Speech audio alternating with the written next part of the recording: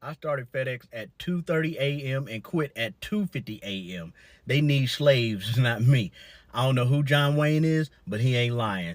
This is the exact shift I worked. It's the early morning shift. It usually runs from 3 o'clock in the morning to 9 o'clock in the morning. And the reason why I chose this shift is because, number one, it pays the most, that in the graveyard shift. And I was under the impression that I would just be loading up the typical box FedEx truck that makes all the deliveries. So first day on the job is about 20 new hires. They line us up in front of a group of managers, and it's like an auction block. They're trying to decide which one they want. One of the managers immediately sees me and like, hey, you look kind of fit. Hey, I want him on the heavy side. I said, the heavy side? And the hiring manager was like, yeah, you can have him. Go on and take him. So he's leading me over to a semi-trailer, and he was like, so what I want you to do is I want you to work the Walmart return truck, because one of my guys that was working it before, he had to leave and go home with an emergency. He said, don't worry, it won't be that bad. Y'all, they had my black ass lifting up bunk beds, deep freezers, weight sets, barbecue pits, lawnmowers, not push lawnmowers, a riding lawnmower. I didn't even know a riding lawnmower can come in a box, but it can, which makes me think, who the hell is so damn cheap that they are buying a lawnmower that they have to assemble themselves like it's IKEA? Oh my God, just pay the extra $200 and have it assembled. Anyway, I'm lifting up 97-inch flat screen TVs. I didn't even know flat screens came that big. I'm trying to find a grip on it, and one of the managers, he walked by like, hey, rookie, make sure you're using your legs to lift. I'm like, kiss my ass. Got me over here lifting this Jumbotron for the Staples Center up by myself. I need a forklift for this. Had my tennis elbow acting up. I'm taking ice baths after work. I lasted 13 and a quarter shifts. And one day I was like, hey, I'm about to get ready to go get me some water. I went straight to the car, went home. I can't do this. I was pissed off every single day. My wife asked me, how was your day? I just look at her. She was like, you need to quit that job. You're too angry every time you come home. They need slaves out there. Anybody that you see that works at FedEx, kiss them, hug them, ask them how their day going, offer them a massage. They need it. Workers at FedEx are quitting in large numbers across the country, and it's not just a coincidence. It's a reaction to what many describe as absolutely brutal working conditions, long hours with minimal pay, poor management, and a complete lack of appreciation for the labor they put in day after day. Employees say they're expected to lift heavy packages nonstop, often without proper breaks, water, or even functioning air conditioning in some facilities, and when they speak up, they're either ignored or told to push through it. Many have taken to social media and forums to express their frustration, saying that every single day, people are walking out mid-shift because the conditions are just too much to handle. New hires are coming in at painfully low wages, sometimes less than $18 an hour, while being expected to perform under high pressure with little to no training. FedEx's recent internal restructuring has only made matters worse, with facility closures leading to heavier workloads on already strained employees. Several workers have shared experiences of being yelled at by supervisors, denied water during summer heat waves, and being treated as if their health and well-being didn't matter. The company seems more concerned with cutting costs and meeting delivery quotas than creating a safe, respectful environment for the people who keep their operations going. As a result, many longtime employees are saying enough is enough, quitting not just because of the low pay, but because of the growing sense that they're being treated as disposable. What we're seeing is not just high turnover. It's a silent rebellion against a corporate system that's failed to protect its own. That's why I feel like it's really important for me to be like honest and upfront with y'all about the cons and the pros of working at FedEx. There's a few pros, and if these are something that you're looking for and that works for you, it's okay, but it's a lot of other stuff that you have to deal with too, that you have to be like okay with it for too. I'm surprised, honestly. I don't know how. I think I started in like August. I think I started in August, and I think I was done working there like in February. So I don't even know how I lasted that long. I think that's like September, October, November, December, January, February. 6 months. I don't even know how I lasted 6 months.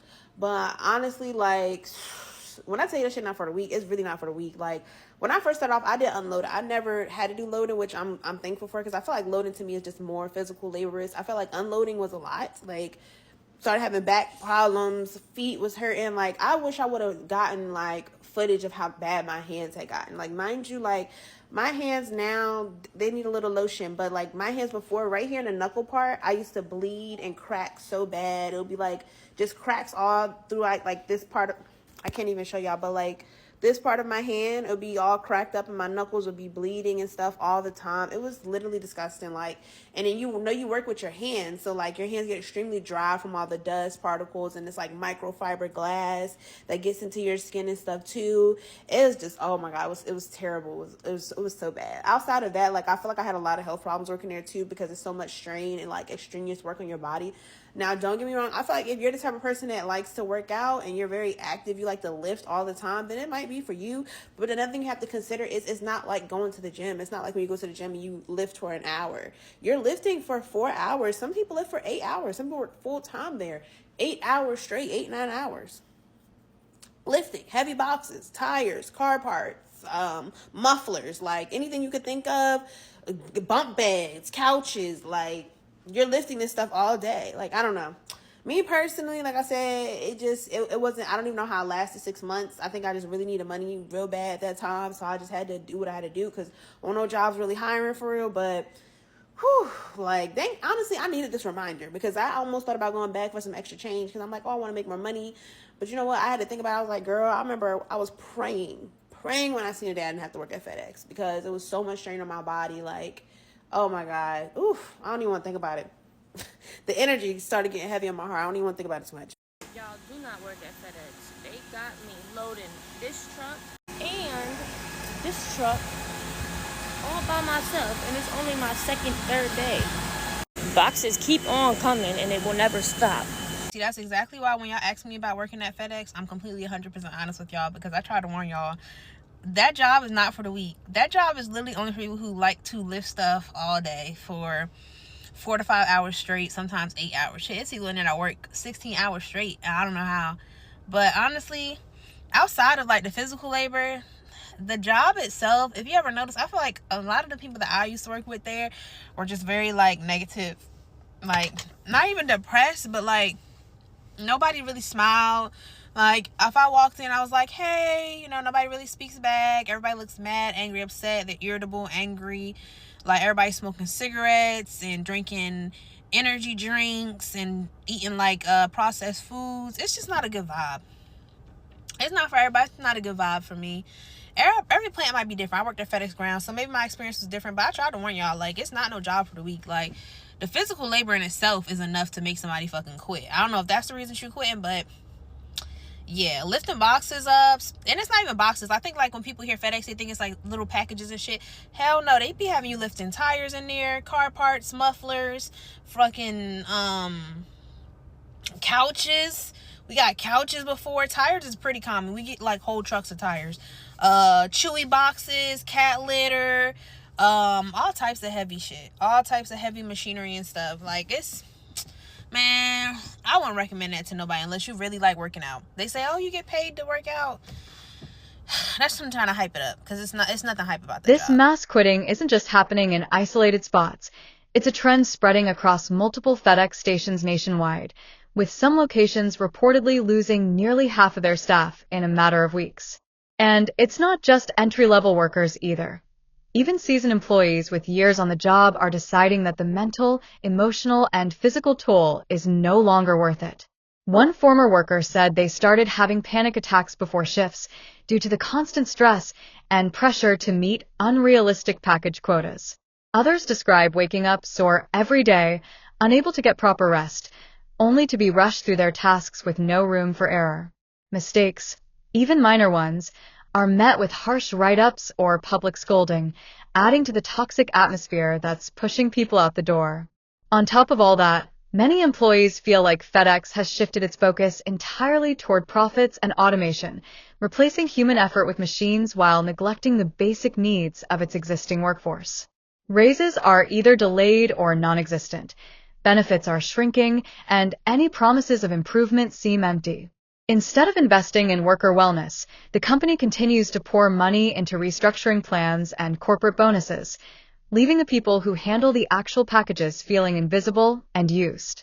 Meanwhile, The high turnover is creating a domino effect. The more people quit, the harder the job becomes for those who stay, leading to even more burnout and resignations. New hires often don't last beyond a few days once they realize the true demands of the job, making it nearly impossible for teams to stay fully staffed.